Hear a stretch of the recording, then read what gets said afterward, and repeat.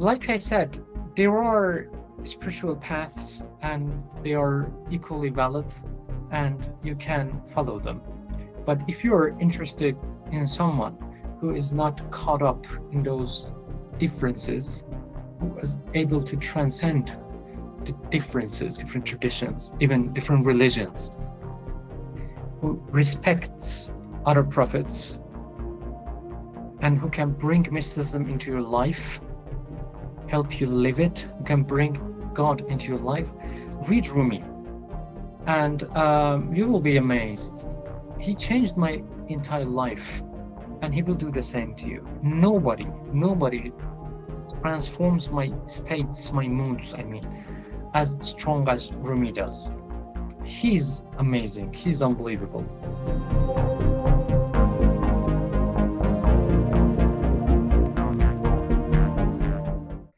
Welcome, modern day mystics, fellow truth seekers. James and Justin back again, and today we have another special guest with us. We have Rasoul Rahbari-Ghazani from his YouTube channel, Rumi's Echoes and Other Philosophies. Now, the channel focuses on Rumi's poetry, similar mystic philosophies, and Islamic mysticism.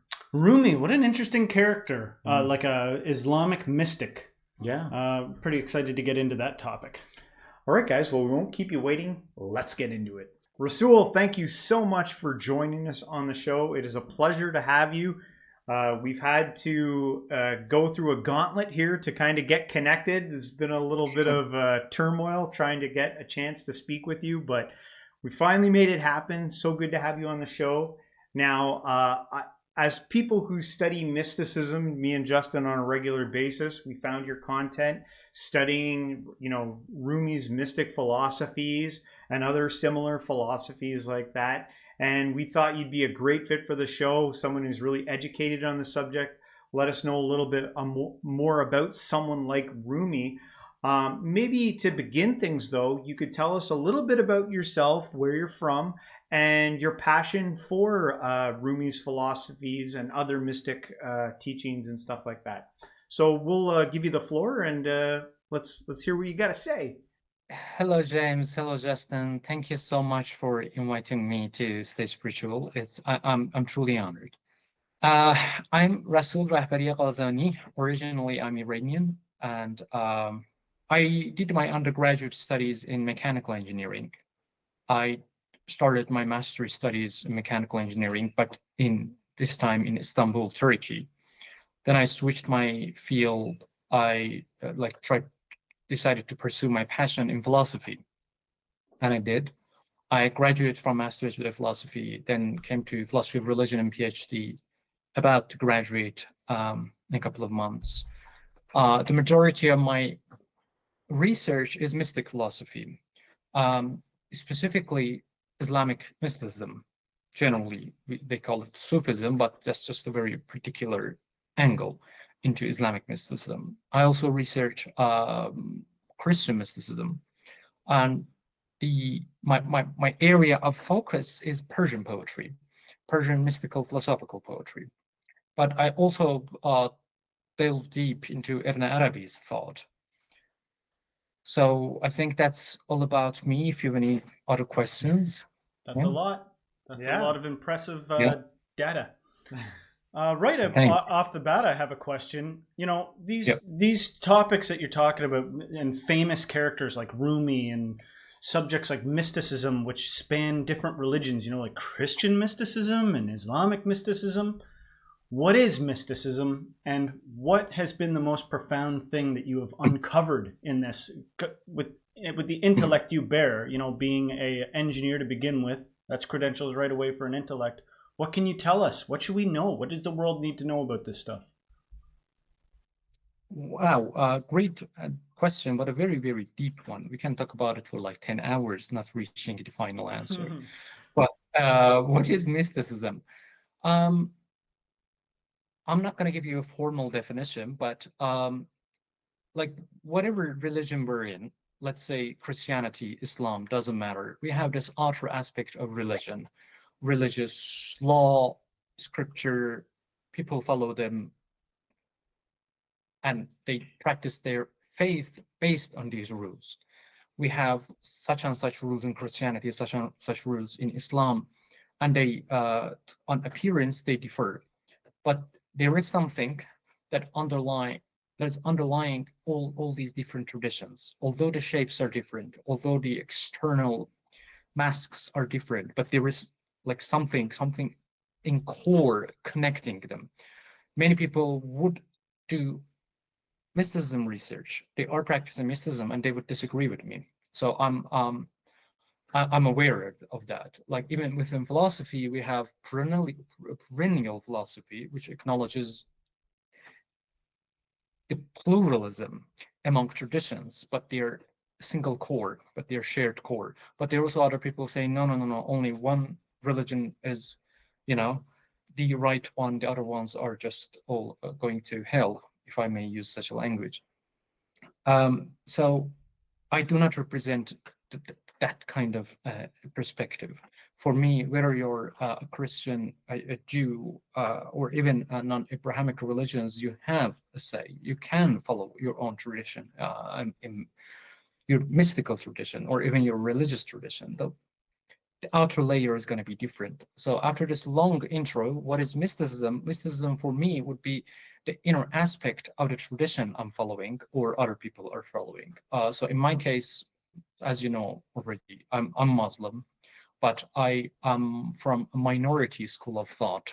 There is general Sunni Islam, and then there is Shia Islam. I am from Shia Islam. Even like within Shiism, there are different schools of thought: 12 Imam Shiism, Ismaili Shiism. I am from 12 Imam Shiism. Do you have any other questions? Well, I'm curious about the cultural different aspects here with, becoming maybe part of the mystical branch, or focusing on a part of the theology that doesn't tend to sit with traditional views from the place that you're from. How do you get along? How do these groups get along in, say, a country like Iran? Well, there are two Irans. We generally call it Iran, but same word, different pronunciation. There is, the Iran that exists, and there is the Iran on social media. And there has been lots of propaganda against not just Iran. These days, we already see what is happening all around the world. You see something with your own eyes, and then you hear something different on social media. And that has been part of what is going on against Iran. The majority of the things that you hear about Iran are not true. There is this demonic theological dictatorship in Iran going on, like suppressing people here.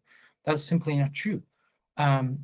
There are limitations, I'll admit, but it's not what we hear.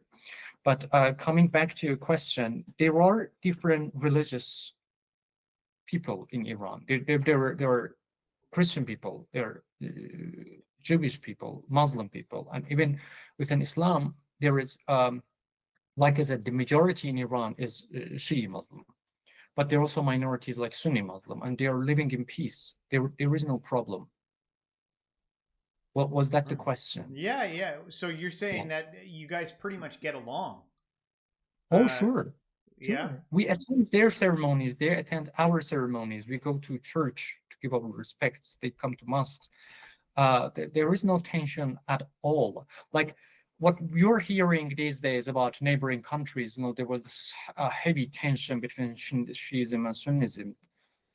That doesn't happen in Iran. Mm-hmm. Yeah.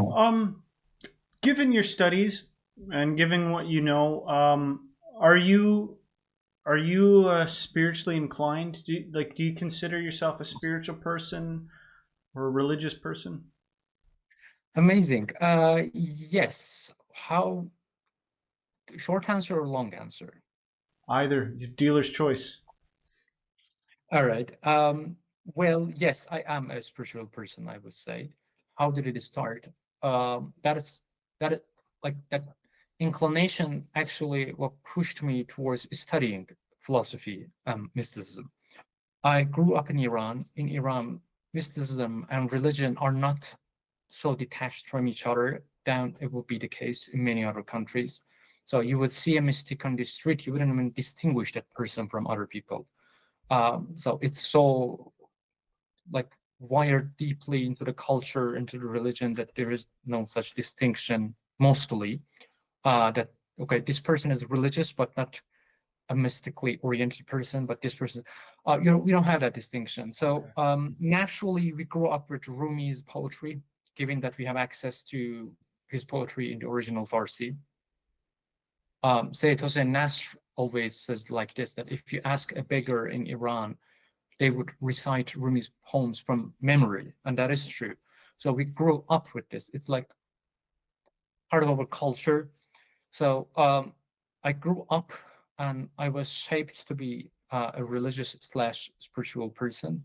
But for me, there were many questions. And, when you're practicing a religion, when you're practicing a tradition, or when you grew up somewhere, you accept things without questioning mostly. But then you come to a point, you say, okay, there is this something that apparently doesn't make sense. So how do I consolidate this with my theological, cultural background? And that's what pushed me, together with my deep love for Rumi's poetry. And that's what pushed me towards philosophy and mysticism, to seek the answers to those questions. So I am both academic and practitioner. It's interesting because I feel like there's a similar situation with our upbringing. It was Christian to the point where, when we were visiting churches when we were kids, sometimes we would go to something like a Pentecostal Christian or a church denomination that was noted for its spiritual proclivities. Like there, you might see somebody prophesy there, or you might see somebody slain in the spirit, meaning like their eyes are closed and something's happening, like spiritual activity versus what I would call like a disciplined, ritual-based religiosity. You know what I mean? Like there seems to be a distinction between spiritual manifestation and religion. You know what I mean? And it sounds like in your culture there was a lot of, like, it was just kind of mashed together and it was all sort of one thing. Like there's no distinction between mystic and religious person. But nevertheless, you start asking yourself questions, and I think that leads somebody into something like philosophy. Like philosophy is a great questioning. Like, what's really going on here? I'm not super familiar with Rumi, but I came across one of his sayings, and it was something like, I asked God, don't let me not know you before I die. Like, don't let me die without knowing you, God. And God responded, he who knows me doesn't die. Like, that cuts through everything. You can't religion that. You can't fake that, because you'd have to know what life after death is. And I'm wondering if stuff like that, like quotes like that from Rumi, penetrate. Like I can't. Has this been good for your culture? I can't imagine a culture like a lot of the religions we have access to here are so easily religible, like turned into a club. Something about Rumi's words seemed to cut to the quick about it. That's intense. I asked God, don't let me die without knowing you. And he said, he who knows me doesn't die. How do you mince that? You can't fake that. You either know it or you don't. It's experiential, not technical. Has that had a positive effect on the culture? Do you think there's a distinction between your culture and some of the other parts of the world in that way?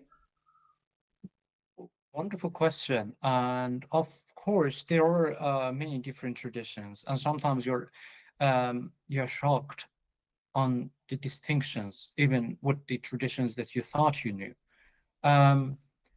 So that's an excellent question, and I can't emphasize it enough. And the reason is that it's going to bring us to the difference between Rumi, like the religion as presented through Rumi, and religion as presented through, let's say, jurists.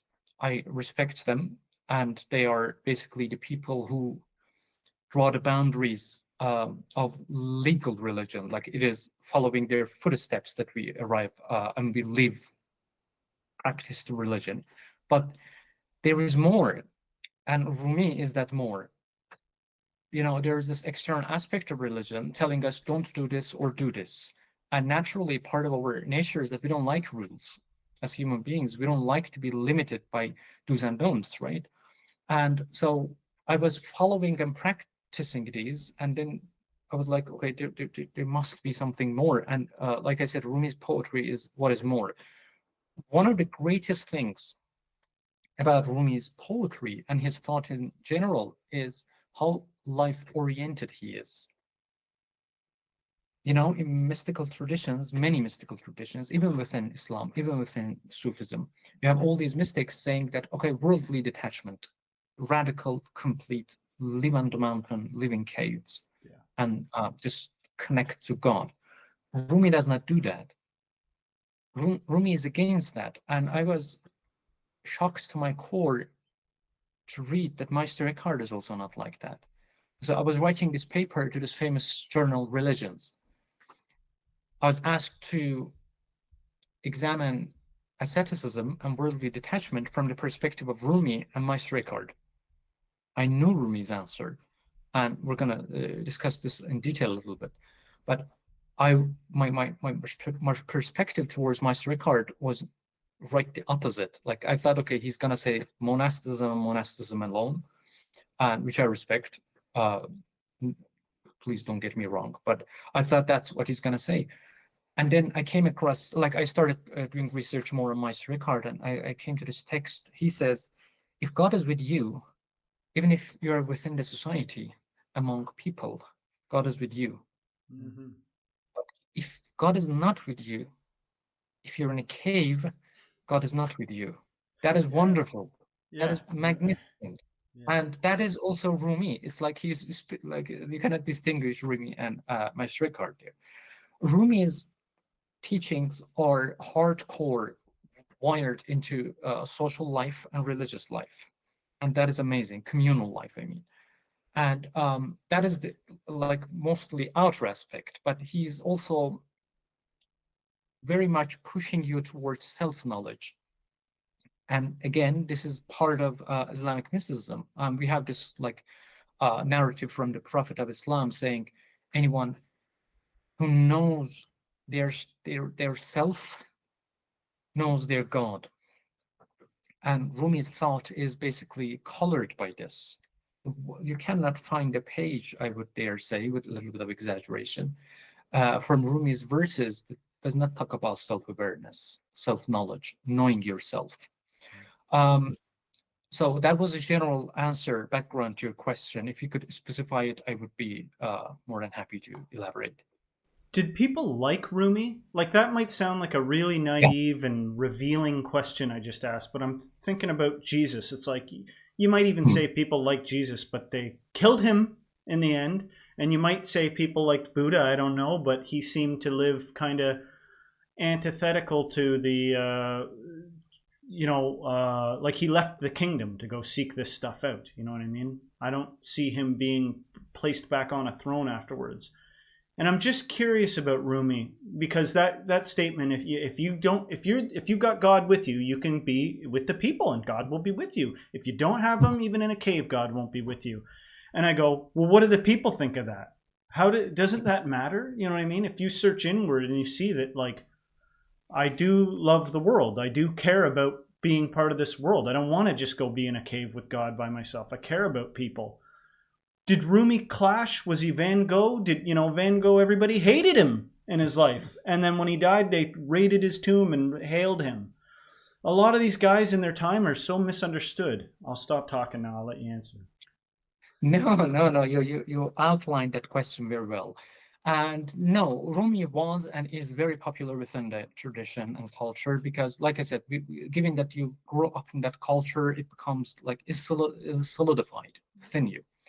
But there were some radical people, of course, especially, again, I'm going to come back to jurists, but I'm not generalizing.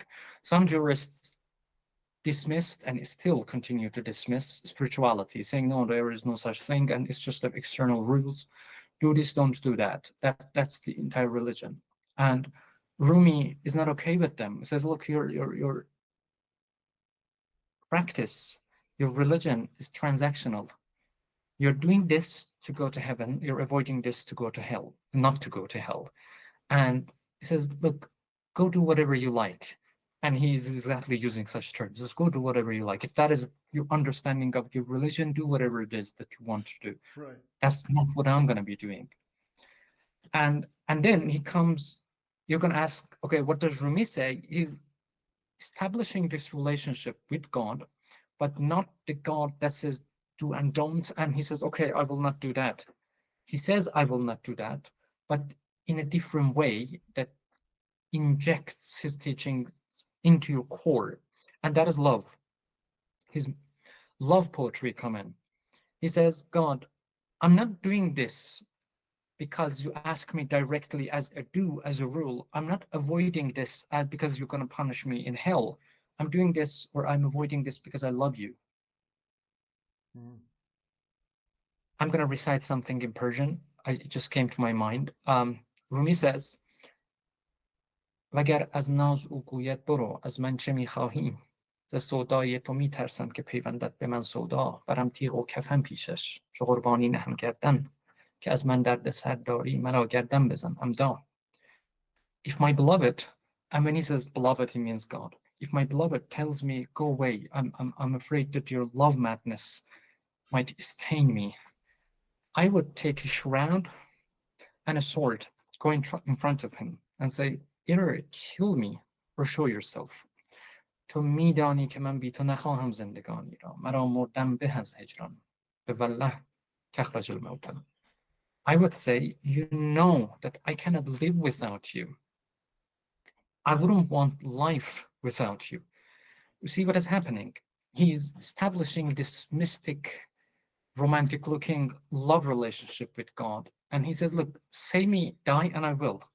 Tell me do this, I will. Tell me not to do this, I will do that.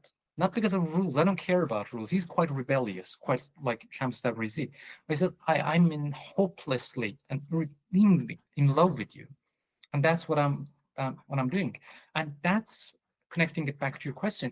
That's what attracted people. And that's what continues to attract people. People don't like rules, but people like love. Doesn't matter which tradition you're in. You're in Christian, your love is wired into your tradition.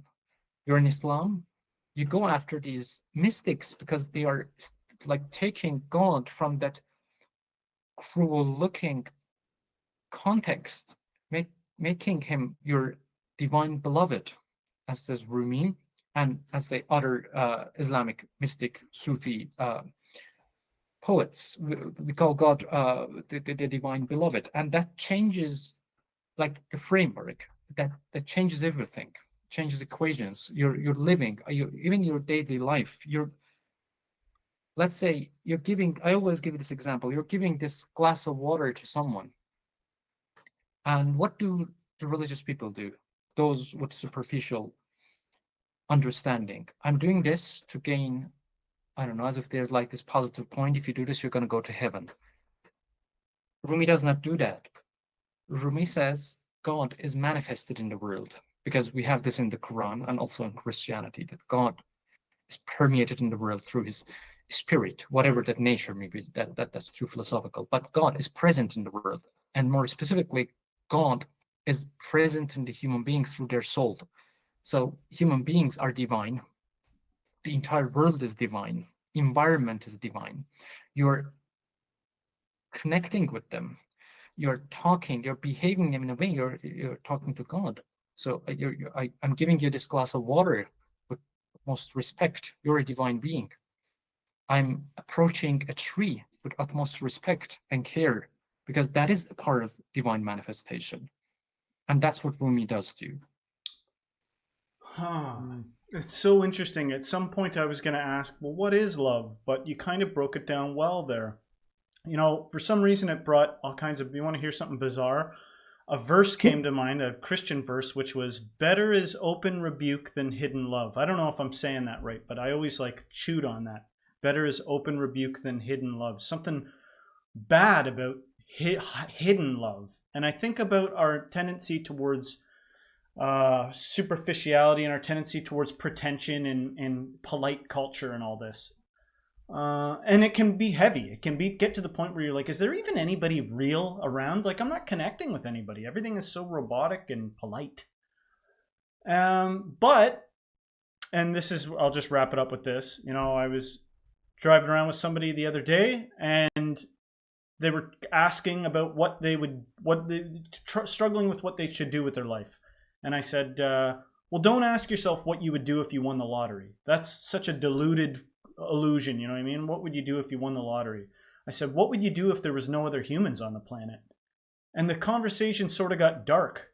It's like, no matter how negative you are, it's like, it's one thing if you're the real deal and you almost can't even communicate, if you're the type of mystic that goes off and feels satisfied being totally alone.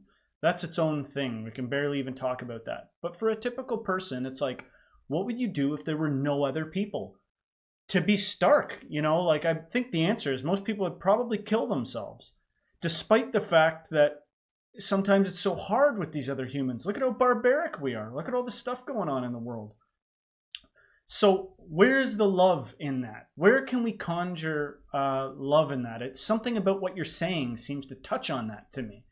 Godly love in the midst of all a pessimistic, you know, cynical world, violent world sometimes, crazy world. And it's in us too. You know, you can't always just project it outwards. You got to recognize it in yourself.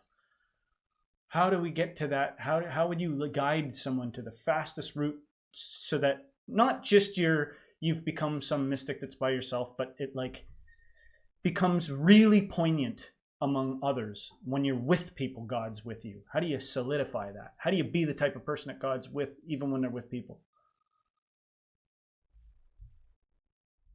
Wow, you ask all these tough questions. I'm sorry. I guess I'm just desperate to know. You know what I mean? Yeah. No, amazing questions. First of all, what is love? You said you're going to ask. Yeah. And Rumi says, following other mystics like Ibn Arabi, who is considered like the father of mysticism, Sufism, they both say you cannot define love. So Yeah. that's the short answer. That's good. You cannot say. Ibn Arabi says, if you say love is such and such, apparently you have not understood what love is. Rumi puts that, rephrases that. He says, love it is only love that can define love. They're approaching in a negative sense. We're going to say, okay, what does that mean? So how do I know what love is? Then they're going to start talking about their effects, like love's effects. Rumi has this famous poem. He says, if my memory aids me, خنکان قماربازی که بباخت آنچه بودش بنماند هیچش الا هوس قمار دیگر. Blessed is the gambler who has lost everything, and nothing remains except one thing: the passion to play again.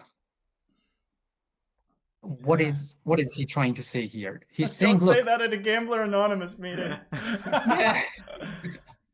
Well, he says, and he puts it in different ways in his other poems as well.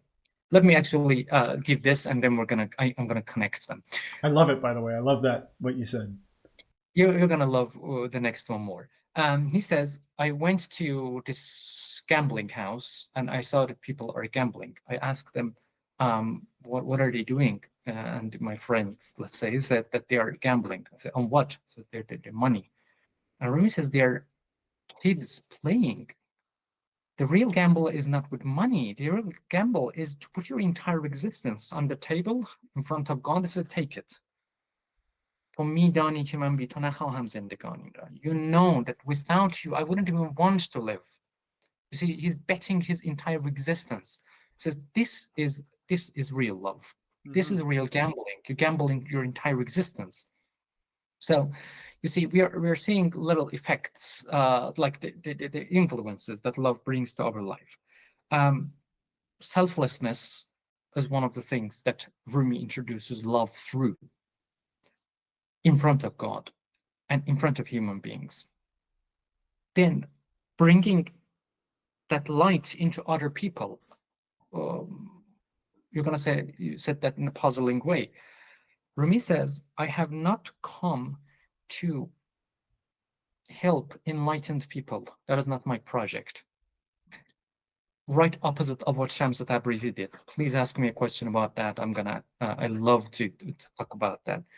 He goes right the opposite direction with Shams Tabrizi. He says, I have come to help people who are in darkness, not who are in light. Jesus did the same thing. Jesus said, I didn't come to save the healthy. I came to save the broken and the lost and all that. Exactly. There are a couple of verses. I haven't memorized them, but I was reading them in the Bible, and it was like, oh, he's back. Amazing. We're blessed. Yeah, we are.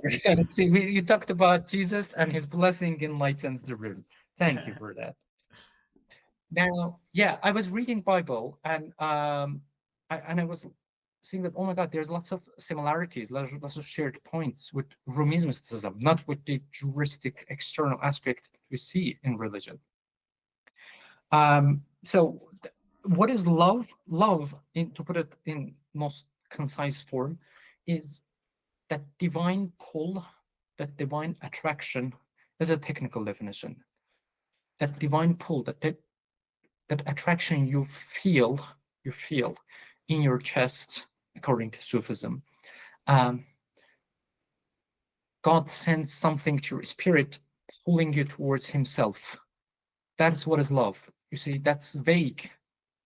Neither you understood what I said, nor I understood what I said, in a sense. And that's love, says Rumi. You cannot define it. You have to experience that. Ask Jesus Christ, what is love? You cannot define it as something experiential, right? So that's the same what goes with Rumi. You cannot define it clearly. By my estimation, it comes out really corrupted and effed up, because I have a saying which is, for Justin so loved the world, he hated it. Which is just wrong and backwards. But what was I going to say? Oh, so when the word selfless gets falls in there, that term gets put in every now and then. You hear selfless, and I've thought of this in the past, mentioned this before, and I think of the story, one of the many tales of Buddha in one of his incarnations, and he's walking through the jungle with his disciples, and he comes across a tiger that's trying to feed its young, but it hasn't eaten, so it has no milk, and its young are starving, and Buddha feeds himself to the tiger. And then the disciples are like, what are you doing back there? He's like, go on without me. And he feeds himself to the tiger. Like selfless can be thought of to me as like, if your enemy slaps you, let them slap you again. If somebody tries to take something, let them take it from you. But if you stand in the arena with a wild animal looking at you, that's like, yes, do that. I've known people that their only response to vulnerability and honesty is, well, you done screwed up, because now I'm definitely going to take advantage of that. And then it's hard not to be like bitter when that happens. It's, I'm like, I've said, like, I don't want to go out like Jesus. I don't want to be crucified or a martyr. I don't want to do that. There's got to be a better way. Not to mention there's something sort of potential for selfish in there. Oh, it can be selfish to be a martyr. It can be selfish to what the hell? Buddha fed himself to a tiger. What do we do now? We needed our master. You know what I mean? He cared about a tiger more than us disciples. So I just want to keep it real in the realm of selfless love, And I think that requires an honest personal reflection of the inner state. Like, what is it that you're not telling? What's going on in there? What is the orchestra within you really saying, I hope that led somewhere. Where do we go from that? Where do we go from what I just said? I do have a question. But you can. Looks like you want to jump in. So I want to jump in. Sorry, because he touched upon something very important. Like, if you ask me, summarize Islamic mysticism, I would say self-transcendence, and that selflessness is basically another synonym for that. So, what is love? According to Rumi, like I said, to put it generally, for Rumi, love is the divine force that emanates from the beyond and transcends reason, burns away yourself. You're going to ask, what does that mean? What that means, and I'm going to explain it a little bit, and helps you unite with the divine. So many people misunderstand this, and there is this whole concept of self-transcendence with a very wrong connotation about Sufism. They say "Fana fillah," that is the Arabic word, "Fana fillah," and its literal translation is self-annihilation. Most probably you have heard. And people think that when in Sufism we say annihilation of the self, it really means that you ontologically perish. There is no such thing. That is absolutely wrong. What is the self-transcendence? What is the selflessness that we speak in Islamic mysticism? And I have seen this in other traditions as well. Even back to ancient times, like with Plotinus, that selflessness can be defined this way. The mystic, the lover of God, the seeker, whatever you name it, is so absorbed in the divine love that at that moment, they are so absorbed that they are not aware, important, aware, epistemic. They're not aware of their individuality. They're not aware of their individual existence. They speak God, to put it poetically. That's why sometimes you see what happens with people like Hallaj. They say, "An al-haq, I am the truth," and they executed him. They thought, like, oh, this is blasphemous. So you see, there's so much that they basically dissolve into God. They unite with God, but that's not ontological. That self is there, that person is there. Epistemically, they are so absorbed, they don't see themselves. They're not aware of themselves. That's what we call a self-aware, self-transcendence. That's why I don't like the translation self-annihilation. That's very misleading. Self-transcendence is the best word. So that I thought would be a good clarification. James wanted to ask something. Well, that's okay. Yeah. I was curious about the Abrahamic faiths. They all seem to have their subsect of mystical branches, whether it's Judaism, Christianity, and Islam. And I'm curious about Sufism. Is it a non-dual philosophy at the end of the day, and these mystical Abrahamic sects, are they kind of like a middle ground between Eastern philosophy, or are they trying to bring it together? Because it seems like when we start looking into the experiential and the divine nature of God in all things, we might be talking about non-duality here.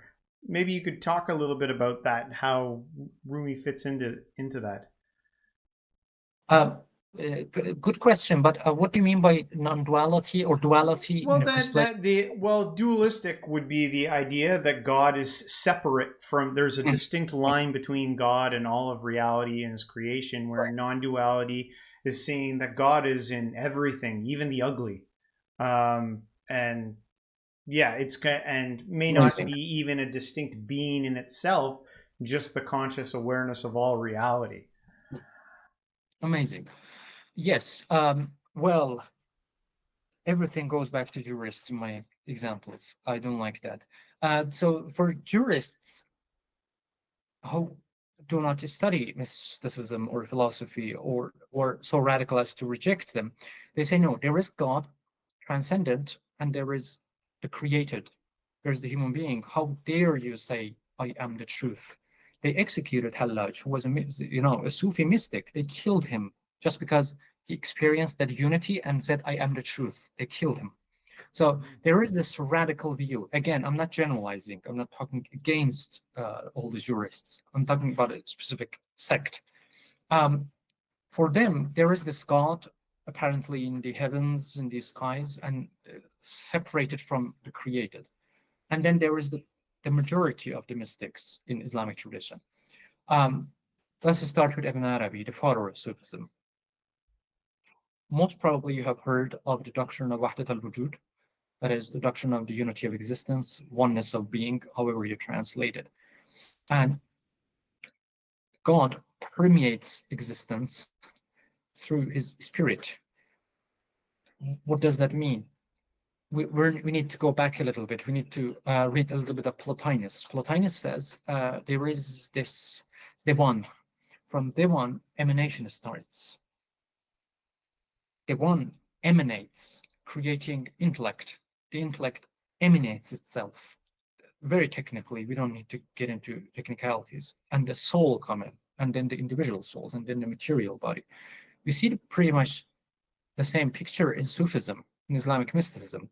There is a divine essence that is absolute, non-delimited existence. In Islamic mysticism, divine essence is equal with existence, but absolute existence. What do I mean by absolute existence? There is this pen, it has existence, it has color, it has shape, it is long. We can write with this to see how do I define it? By putting it into borders, like, right? By giving it some features, saying it's red, it has color, it has such and such. Now, take its shape away from it. Take its function away from it. You see, the purer existence gets, the simpler it becomes. There is existence in the entire world, but it is defined. It is within what we are defining everything with specific words, with specific definitions. When you're transcending this existence, the higher you go, whether that is the soul, the intellect, and then going towards divine names and the divine essence, the simpler it becomes. You cannot define it. So there is this transcendental aspect of divine essence that you cannot define in Sufism. Even saying that you cannot define it is a limitation, right? You're even saying that it's transcendental, it's a limitation. So from that essence, existence, important, existence emanates, creating divine names. The first level of multiplicity is started. And from there, the corporeal manifestation of the divine names happen. So in Sufism, especially with Ibn Arabi, there are two kinds of manifestations. First, the undetermined essence of God becomes determined in his knowledge, in the ilm ilahi, as we say in Arabic. The qualities, the essences of every created being are conceived in God's mind in quotation. And then in the second manifestation, second emanation, those are reflected into material existence. So the first stage, the second stage. The first plurality is divine names. The second plurality, the second manifestation is the corporeal masks that those names put on and come into existence. So existence is one for Ibn Arabi and for Sufism. The reality is one. But what the plurality you see in the world, especially in the material world, is the result of different manifestations of different divine names.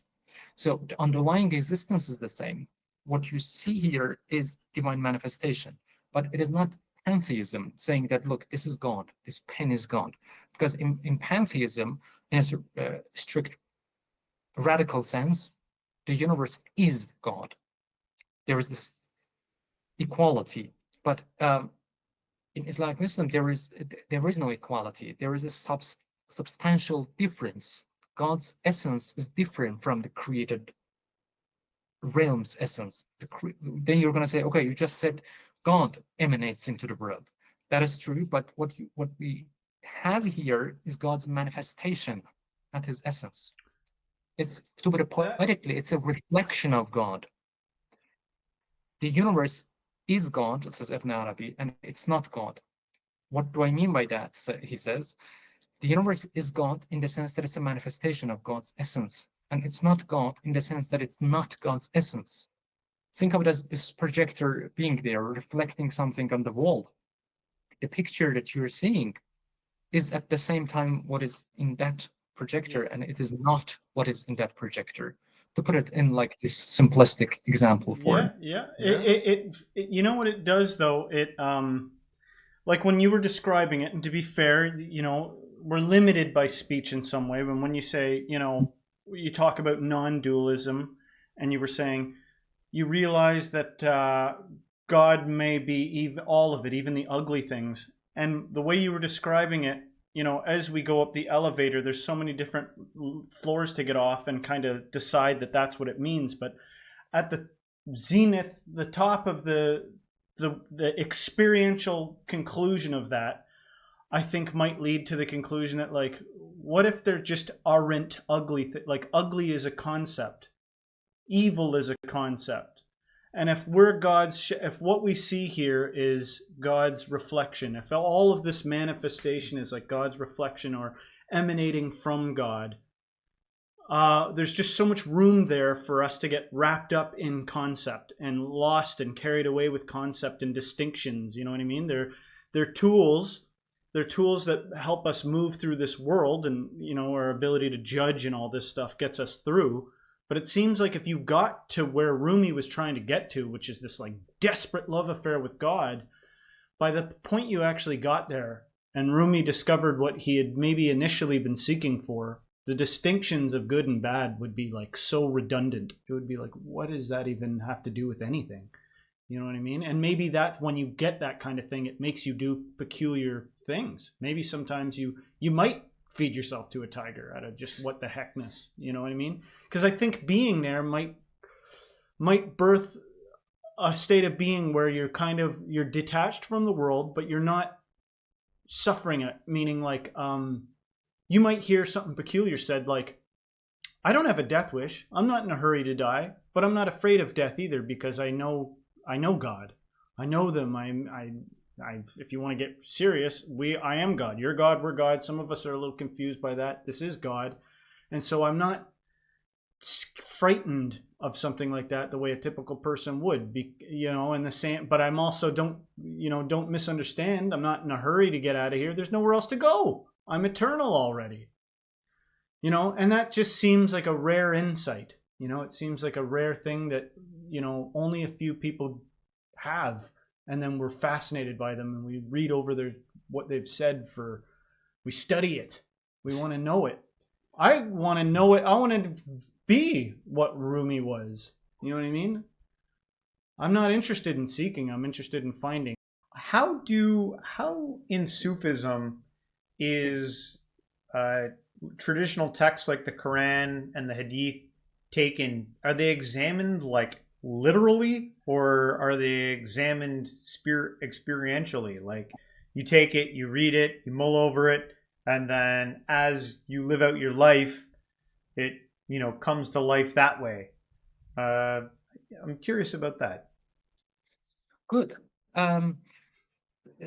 Several points during the talk I wanted to distinguish this, and I couldn't. I forgot. So let me distinguish between Sufism and Islamic mysticism. Yeah. Islamic mysticism would be the umbrella term, spirituality of Islam. Sufism points to the Sunni spirituality of Islam, mostly. There's also Shia mysticism, and even within Shia mysticism, there are even different angles, different perspectives. So generally, when we generalize Sufism and Islamic mysticism, it's like pushing away the other definitions of mysticism. That's why I always use Islamic mysticism and Sufism, just to clarify that. So back to your question, how do we read Quran in Islamic mysticism in general? There are radical people who just completely disregard the external aspects of religion, including the Quran in a literal sense. Quran says such and such. They might say, no, I have transcended that. I'm looking at the meaning. I'm seeking the interior, whatever that is, however we define it, and however you could reach that. But that's a very radical perspective. Then there are other people who act completely on the literal sense, and then that's the other far side. But generally, in Islamic mysticism, the Quran and the Hadith, that is the narrative tradition that comes from the prophets, and in case of Shiism, Shia imams, as the vicegerents of the prophet, their sayings are collected, documented, examined in specific books. So this narrative tradition. So considering the tradition, Quran on the one side, Hadith, narratives on the other, we start with those, we examine those, we start from the literal level. But what is happening is also what is happening with Rumi's poetry. You shouldn't be stuck in the outer layer. You can study the Quran, you can study Hadith in a linguistic sense. First of all, in a literal sense, Quran says do such and such or don't do such and such. Take it, fine, live with that. That gives you a perspective. And then let's say you're a scholar or you want to dig deeper, you want to learn more. You can study Quran linguistically. You see, there are those subtle points, not just the Quran, any spiritual text. You can dive deeper with such tools like linguistic tools. And then you say, okay, I'm going to take one further step. I'm going to study the Quran and the Hadith philosophically. I'm going to ask philosophical questions. No, that's not a philosophical text, but it doesn't mean that we cannot ask philosophical questions. It doesn't mean that we cannot examine it philosophically to understand what or who God is. You see, you entered a bit deeper, and then you say, okay, I'm not happy with that. Something is missing. Like I'm playing so much with words. Philosophy can take me to a door, can prove whether or not God exists, but it cannot open that door, right? It just can say, okay, there is such and such God with such and such nature. So what? Nothing. That was all. It cannot tell you what kind of relationship you can establish with that thing, person, individual, however you define it. Philosophy brings you to the doorstep of mysticism, and then you open the door, and that opening the door is, the mystical teachings. And then, sure, you can study the Quran and the Hadith in a mystical sense, right? For example, I'm going to give you an example. There is this famous Quranic verse, in Arabic, speaking of God, the Quran says he is the first and the last and the outward and the inward. What does that mean? You start with the literal sense, you're confused. Okay, I do not understand this, say people of faith. So God is speaking deep here. My job is to obey and move on. Then you're going to say, okay, some people are happy with that. And then you're going to say, look, there's a little bit more going on here. So let's examine it philosophically. You're going to come into all these pantheistic talks to give it depth, right? And then you're going to put it next to the narratives. And I said, okay, I understand a bit more. And then you're going to say, okay, yeah, sure. But again, combination of words. How do I experience such a thing, such an entity, even if you call it entity? Well, how can an entity be the first at the same time the last, the outward at the same time the inward? These are paradoxical terms, right? Mm-hmm. So philosophy is going to be confused here, like the rational philosophy. This is saying that you're talking nonsense, the first and the last. This is nonsense. And they are right. In a rational, purely logical form, this is nonsense. It doesn't make sense. It's paradoxical. But voila, that's the point. You arrive, I'm just simplifying it too much. You arrive at this reality that gathers in itself all the paradoxes. How do I understand that reality? How do I connect with that reality? Well, by all means, open that door. Mysticism. There's so many terms coming to mind, like classic ones, like the mystic swims where the psychotic drowns, and notions of being able to handle paradox. And do you know who Osho is? Do you know who that is? He was Bhagwan and all that. Yeah. I find him, he was staggeringly intelligent and wise. But I saw a clip of him recently where he was talking about, there was a prominent Christian missionary at the time that was a Christian. He was a Christian missionary, and he approached Osho, and Osho was saying, the quote of the video was, "Don't quote my old stuff." And he was explaining that when he started off, he would talk about Jesus and he would talk about things, and he goes, because nobody was available. Everybody had already had a religion, and so there's no customers. So I would talk about what they knew about, right? And this Christian preacher that was famous at the time came up and said, "I've never heard somebody speak so beautifully about Jesus." And Osho's response was, yeah, I wish I could tell you the truth though. And I think about, when we get into philosophy and all this, like philosophy to me, I love it. It's what would get you out of a maximum prison, I've said before. You know what I mean? Like, what am I missing here? What is not quite right? But it will lead eventually to paradox. You will likely end up in paradox lock. And then what left is there but to experience? Just do it. You've been putting it off this whole time. You've been philosophizing, you've been learning. But nevertheless, this is a tool we use. We make these small mouth noises, and we're doing our thing as humans. Maybe God just loves people sitting around talking about him. I don't know. Because we keep doing it. We keep philosophizing. We keep pointing. But at the end of the day, it's like, it's right here. It's happening. This is it. This is it. you know? I totally agree. Like they're like approaching God, connecting with God is in a sense evolutionary, not Darwinian evolutionary, you know what I mean? There is this Christian writer, John Hick, a philosopher, a famous philosopher, a British philosopher. He has this wonderful discussion, actually an entire book about suffering. And my PhD dissertation is about suffering from the perspective of Rumi and John Hick. So comparing Islamic and Christian perspective. If there is good God, if there is this all-powerful God, why is there suffering? Can he not prevent it, or is he not good? So this philosophical old debate, the problem of evil. He had this wonderful text. He said, our journey towards God shouldn't be taken as a sudden thing. God put us on this earth. He even accepts evolution, the Darwinian evolution. He says, God put us on this earth first as to cope with the challenges. I'm not saying that I am acknowledging the Darwinian evolution, but I'm just quoting him. Yeah. God put us on earth as mere animals, so that we cope with the challenges, we transcend those challenges. And then after some time, we started using some tools. And then after some times, we started doing calculus, doing philosophy, doing I'm giving everything with this pen, all examples. So I dropped this pen, it is falling, if I drop it, it's gonna fall. So you see, I'm creating a rule here, a law, a physical law. So we started creating all these laws, and then we started creating all these logical frameworks, logical rules. And then you see, we are evolving.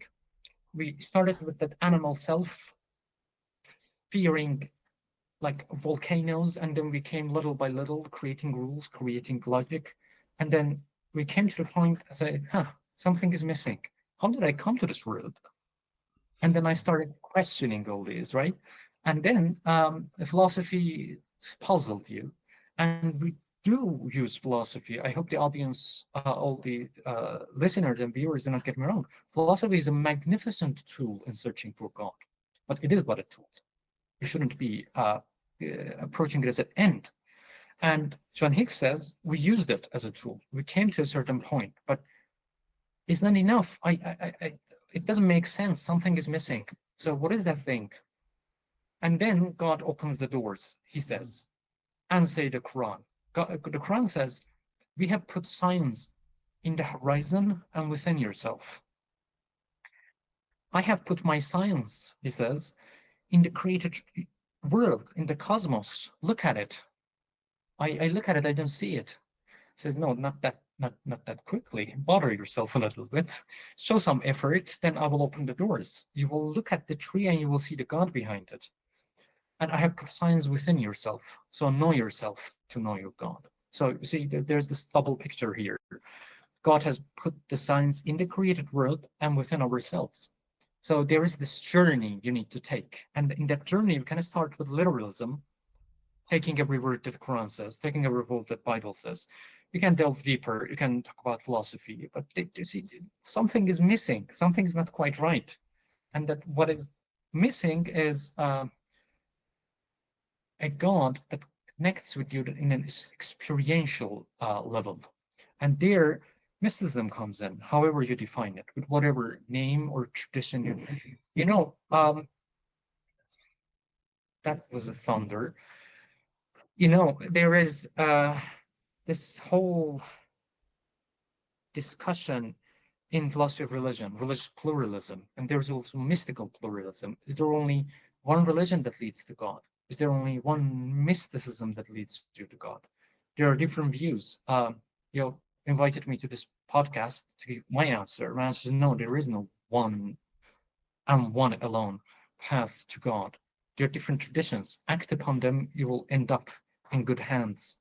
Yes, each of us act per a particular tradition, right?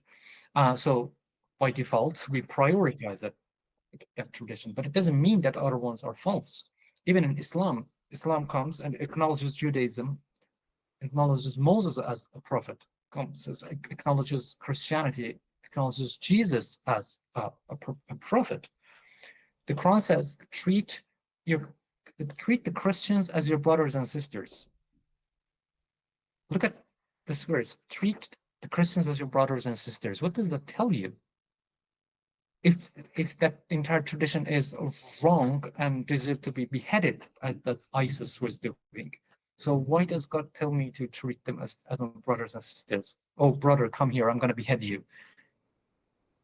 It says a lot about what we are seeing these days that are being done by some radical, I wanted to use a word, but I won't, not very smart people, let's say, doing certain things under the name Islam and insulting people from other traditions. Just absolute nonsense. There are different ways. Take whatever you will. Act upon those principles and you will arrive at the same God that the Muslims will arrive. Wow. I was curious, we've talked a lot about Rumi and your life exploration of kind of Sufism and some of these philosophies. I'm curious on a personal level, for however much you're comfortable sharing with us, have you had any mystical experiences or great epiphanies during maybe some practice that you were doing? Is there anything you'd like to share about that? Well, that's a dangerous question, and I'm going to give you a puzzling answer. There is this famous poem in Persian. It says, anyone who has experienced that, their mouth are sealed. If you speak, you're not going to get that. If you disclose, you're not going to get that. Wow, it's raining here. So you see, God was not happy with me sharing. So let's generalize that, not just with me. Doesn't matter what tradition you're in, but let's go with Sufism. Let's go with Islamic Mysticism. If you act upon the external principles and rules of your religion, you will find your way into those spiritual depths. Yes, you will experience. And I'm going to give you an example. If we have a God who have created all of us, he should be the same God everywhere. The God of the philosopher who have spent 50 years going through painstaking argument, arriving at that door, and then God opens that door, say, okay, you have been playing with words so much, come in. Good job, but there was more. Okay, I opened the door, now you can experience it. But there's also this shepherd on the mountains who does not know what even an argument is. But the same God is the creator of that person. So how does that happen?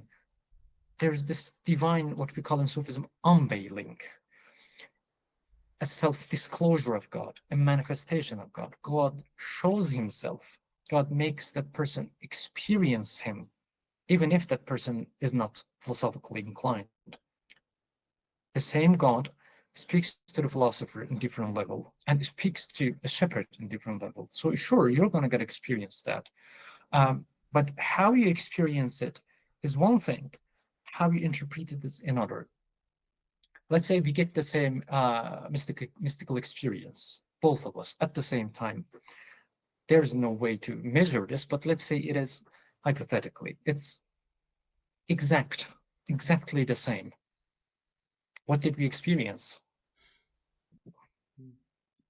How you're going to interpret this is going to be different from how I am going to be interpreting this. Cultural, traditional, geographical differences, frameworks. And then we're going to come into whether that experience itself was valid. In Sufism, we have different kinds of divine unveilings, different kinds of, let me put it this way, mystical experiences. Some mystical experiences are divine, but some others are true but satanic. You're connecting, but you're not connecting to God. You're connecting to satanic forces, and they have power. They have power to manipulate to your thoughts. They have power to manipulate your dreams. Even prophets read the Quran, even on other traditions, says Prophet Joseph was in the prison, and then such and such thing happened, and then he was going to send this message to the king, and then he forgot, and then Joseph asked him what happened. He said, oh, Satan might have taken it out of my mind. They have the power to manipulate your mind. They have the power. Of course, there are some rules of games, but they have the power to manipulate your dreams and your mystical experiences. So there must be a framework so that we can judge whether that experience was valid. All too academic I sound right now, I'm aware, but how we approach interpreting these experiences are going to be different. And all so the while, long, annoying answer to your personal question. No, it's great. And all the while, psychology, cultural mores, biology, these are all playing a factor. You know what I mean? Like in the early stages of looking into enlightenment, I used to ask questions like, well, what happens if a moron gets enlightened? Or what happens if can a serial killer get enlightened? Can, you know, like, I'm not posing that as a serious question now, but I'm saying, wouldn't it matter? Like, there's enlightened masters that talk with an accent. It's like, well, if he's got God consciousness, why can't he talk with it? It's because everything is filtered through this meat vessel. Either way, you know what I mean? I'm not saying that there's not fruits that you can see depending on what somebody knows or doesn't know. But I do think that, you know, that point that I was illustrating earlier, that if you understand something experientially, that and you've alluded to too already, is how the heck are you supposed to talk about it?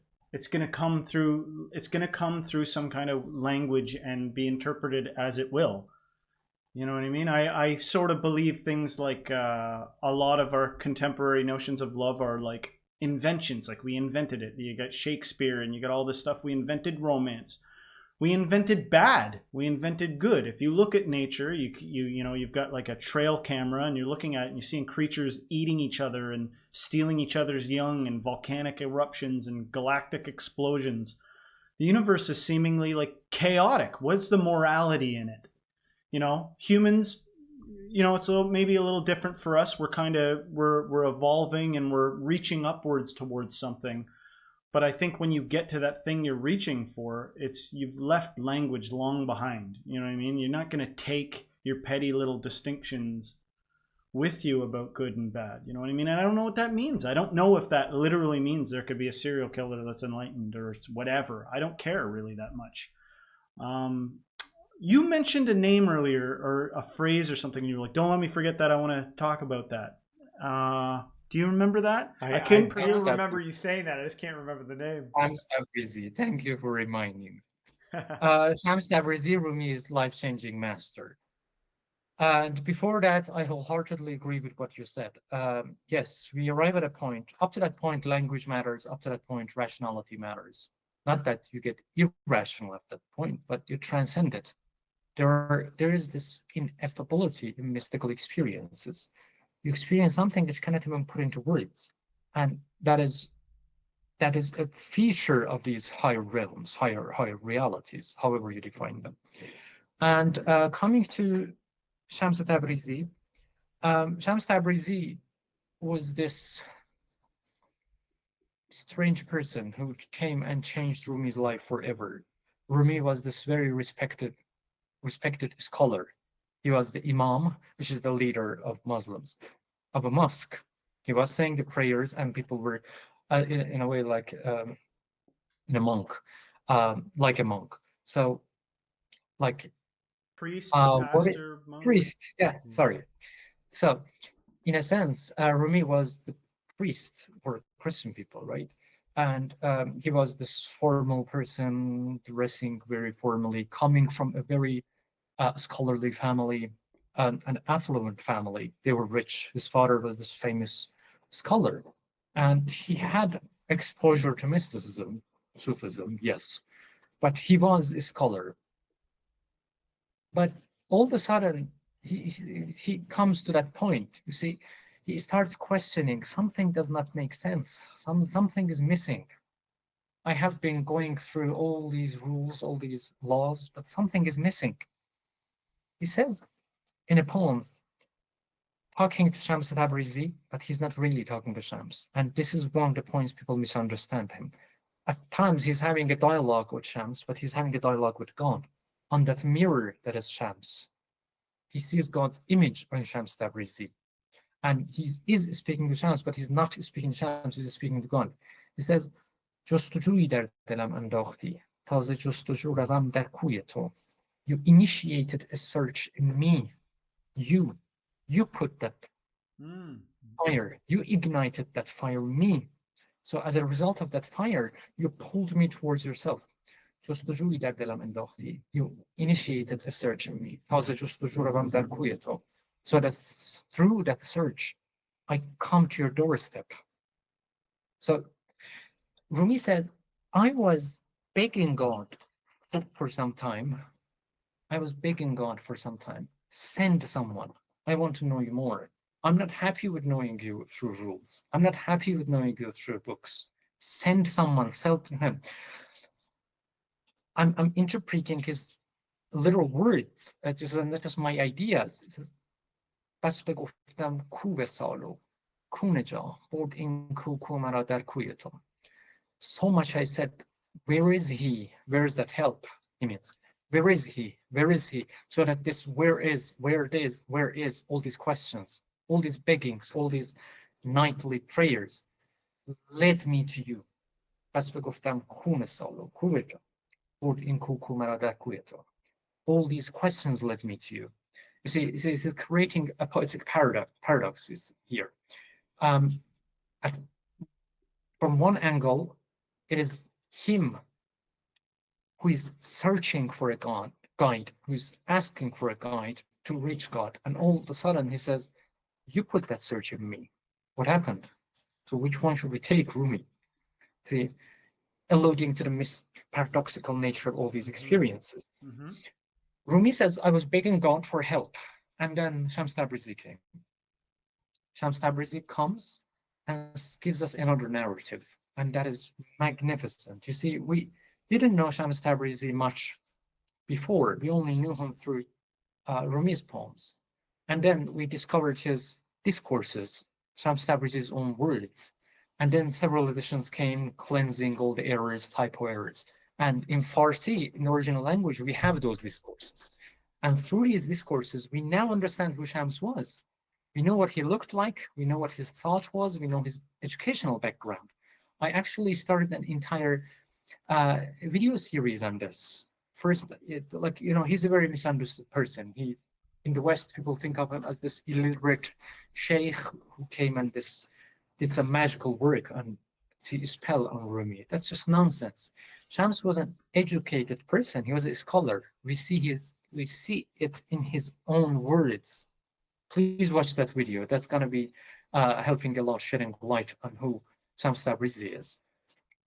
He was a scholar, yes, but he was hardcore into mysticism, into the inner aspects of Islam.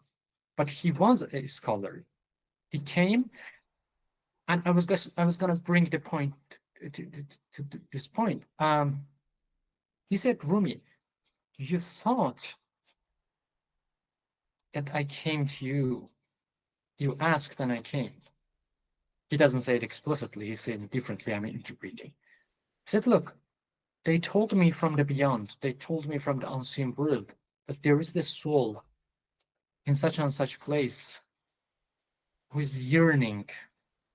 And I was praying to God, this is Shams saying himself, I was praying to God, introduce me to one of your friends so I can help him. They told me in a dream about you, that you are in Konya city, but they told me you're not ready yet. You're not going to be receptive, so I should wait. And I waited. And interestingly, reading that work and reading other works, we see that they have actually met before. They have met in Damascus. Rumi sees Shams Tabrizi and immediately recognizes the spiritual powers, grabs him by his hand, saying, oh, the measurer of the world, will you help me? I said this in video, and I'm saying it again. I don't know whether the word measurer makes sense in English, but in Farsi, it means someone with very sharp judgment. And someone knowing their way around, someone very knowledgeable. takes Sam saying, will you please help me? Sam says, he thinks, and they have told him, you're not ready. He disappears. Rumi even cannot find him to talk to him. And he was this strange person. He didn't let people know who he is, what his powers are. And this was the point I emphasized earlier. Rumi says, I have come to help people. He says, I don't care about that. Sam says, I have not come to help the masses. That is not my project. I have come to transform the sheikhs. I have come to transform the perfect man. Men in literal, not in literal sense, technical term. I have come to help the guides. I have come to transform the phoenixes in a poetic way. So I say that's the difference between Shams Tabrizi and Rumi. Interesting. You were right to say that guy's interesting, because what the heck? He's like, what is he on another level? Even higher than Rumi? He's, sense, strange person, I'll admit. He says, he's brutally frank, straight. He says, I haven't come for this for these masses. Right. I don't care what they think. Oh, come on, just calm down. That's the guy. That's the guy who's kind of ushering in Rumi's development. Is a guy that goes, I don't care about the masses, which is a weird thing that happens, right? I don't know if you know who. I know James has a question. Sorry, James. No. It reminds me of Neem Crowley Baba. I don't know if you've ever heard of him. He was an odd mystic that lived in I think India, and there's footage of him, very little audio of him, and he was weird. Like he was odd in the way that people would gravitate toward to be around him, but stories would come out like he can be in more than one place at once. And he was almost childlike in his messages. They were not learned discourses. They were real simple. Like they'd be like, what can we do? And he'd be like, feed people. And he would just hang out in a blanket all day and really shuffle around and just an odd mystical person. And I think he would tell people, he would tell his followers, don't go telling people about all the stuff I'm doing here. Why is it sometimes that these the guys that are the most mystical are hiding or something, you know what I mean? They don't care they might say something peculiar like, I don't care about the masses. Rumi cared about the masses, obviously. Why didn't this guy? Weird, just something to chew on. Missions are different. What's that? Their missions, their missions are different. Yes. Sham said, I am sent to take the hands of very specific select people. Yeah. Rumi says, no, I have come to help the needy. Yeah. Rumi probably more likable. You had a question. Yeah, well, I have a couple questions, but I'm curious about these philosophies for the modern day culture that we're living in now. How do you see them as relevant for this world, considering the global climate and everything that's going on? What about these Rumi's philosophies you think are something tangible that we can hold on to and use in a time such as this? Wonderful point. And I'm so happy that you asked that, because that is the logic, the rationale behind my YouTube channel. You can approach mysticism, you can approach philosophy in a very abstract way, and they have so much to give you. You can spend your whole life on those abstract topics without being able to use them in your life. There are also scholars and mystics who speak so much in a knowledge-based way that you can't live those. Ibn Arabi, for example, is so knowledge-based, is so gnosis-based. He of course has writings on how to live all these, but his mission is different. And this is why I love Rumi. His mysticism is a path that you can live it. It's not about abstract spirituality. And the central thing I have been trying to do on my channel is bringing Rumi's teachings into our contemporary life today. I start with a poem. Rumi says such and such. These are the assumptions. These are the implications for his time. But how about now?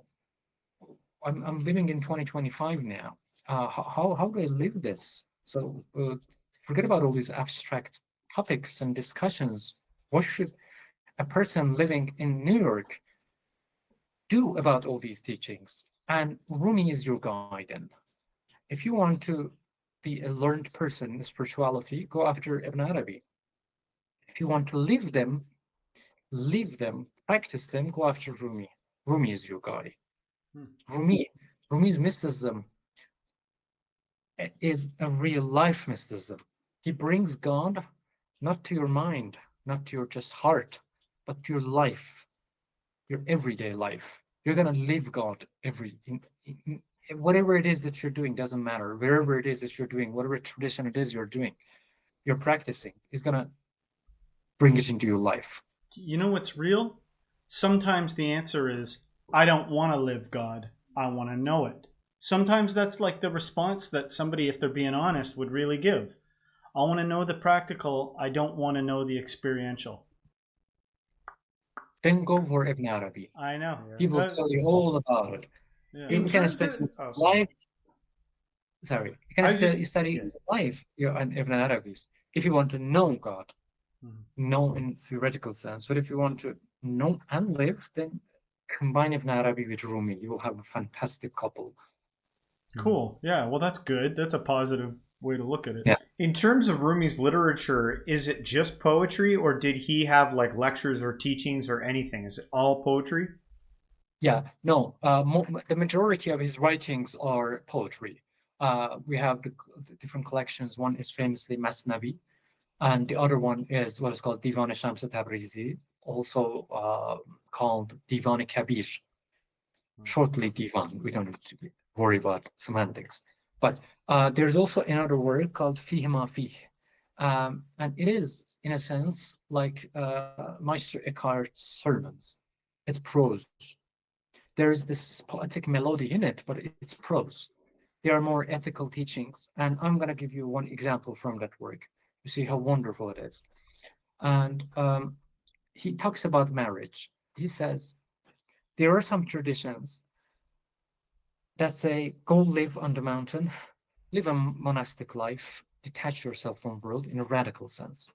But the Prophet Muhammad said, the Prophet of Islam said, God showed me a different way. Practicing religion in a societal way. And the best way of it is reflected through marriage. What does that mean, you're going to ask? And Rumi says, look, living on a mountain, living in a cave is easy. Take your food, and now you can take your jeep and go to this mountain and live there. Wonderful, no distraction, experience life, experience God. What is difficult is trying to stay connected, stay focused when there is someone who's getting on your nerves.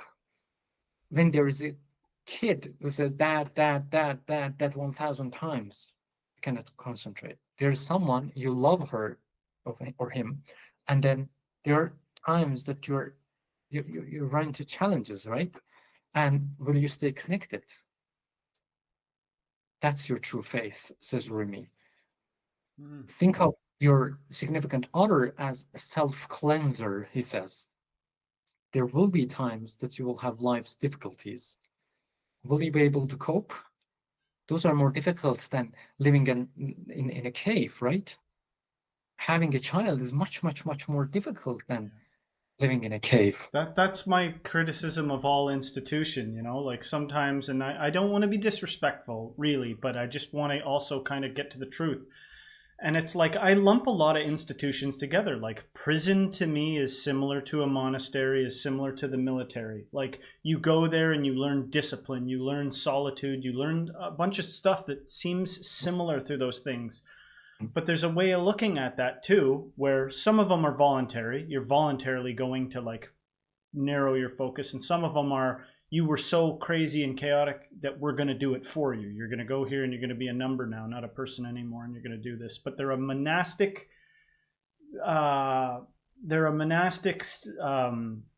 thing to reorient you. And there's, in all of them, there seems to be rife with opportunity for solitude and like, and getting to something. That's as much as I'll say about it. But there's a term to me that is poignant, which is like the reality comes through not in the good times, but in like the difficulty, like how you are. You're tested by how you are when things become a bit rough. You know what I mean? That's when the reality of the situation becomes apparent. Not, you know what I mean? Like you could talk to somebody who's on a beach with a martini. You know what I mean? They're going to be like, I'm in paradise. Everything's paradise. It's like, are you sure? You know what I mean? What about when you're juggling 3 crapping babies and, you know, getting nagged at it, getting yelled at for even trying your best? That's hard. Not sleeping at night. So many things. So many things are a spiritual bypass. So many things are in reality a spiritual bypass. But I don't think the availability of God is ever not there. I think that in any one of those scenarios, I think it's like almost a Zen principle. It's like, it's there. It's God's there. It's in that. It's just a matter of whether you can see it or not. And I don't even know who decides. I don't even know who decides whether or not they're going to see it. That's why I think wise people come to the conclusion sometimes where they say, go and do this then. Go search this path. They're all just paths. They're all leading to, you know, and you see what works. See which one works for you, you know? That gets you to that thing that's not quite satisfied yet. Well, Rasoul, I want to say thank you so much for joining us on the show today. This has been an amazing conversation. The time's gone fast. Oh, yeah. It's been Jeez Louise. Just fascinating stuff you've shared with us today. I thought maybe to just close things out, if you have one last thing that you want to say, maybe it's an overarching message. I know you've kind of touched on your channel a bit there. We'll give you the last word, and then if you want to let our audience know where they can find you, what you got going on and all that good stuff, we'll wrap it up. Thank you so much, James. Thank you so much, Justin. It was a real pleasure to talk to you. Amazing questions, amazing topics, like your other videos. I enjoyed this conversation a lot. I hope your audience will get some use from my prattling. And well, you asked a difficult question. Ending remarks. Like I said, there are spiritual paths and they are equally valid and you can follow them. But if you're interested in someone who is not caught up in those differences, who is able to transcend the differences, different traditions, even different religions, who respects other prophets, and who can bring mysticism into your life, help you live it, who can bring God into your life, read Rumi. And you will be amazed. He changed my entire life, and he will do the same to you. Nobody transforms my states, my moods, I mean, as strong as Rumi does. He's amazing. He's unbelievable. I can give you 1,000 pages of arguments convincing you on something, and then maybe I can convince you. Rumi does that with one couplet. How does he do that? He does, of course, mostly through poetics, right? He says, look, I'm going to engage your reason, but I'm not going to stop there. I'm going to engage your emotions. I'm going to engage your imagination. He gives you all sorts of imaginative poetry. You see Jesus Christ, you see Moses, and then you see a story that didn't take place. It's imaginative poesis, as we call it technically. And he puts you into a story, he puts you into a dialogue, let's say you're having with your heart or you're having with God, and then he transforms you. He doesn't just inform you. This is very, very important. He transforms you within that story, that dialogue, and that is incredible. So I suggest that you read Rumi. That will be my ending remark. Awesome. Thank you so much. Yeah. This was fantastic. Yeah, thank you so much for inviting me.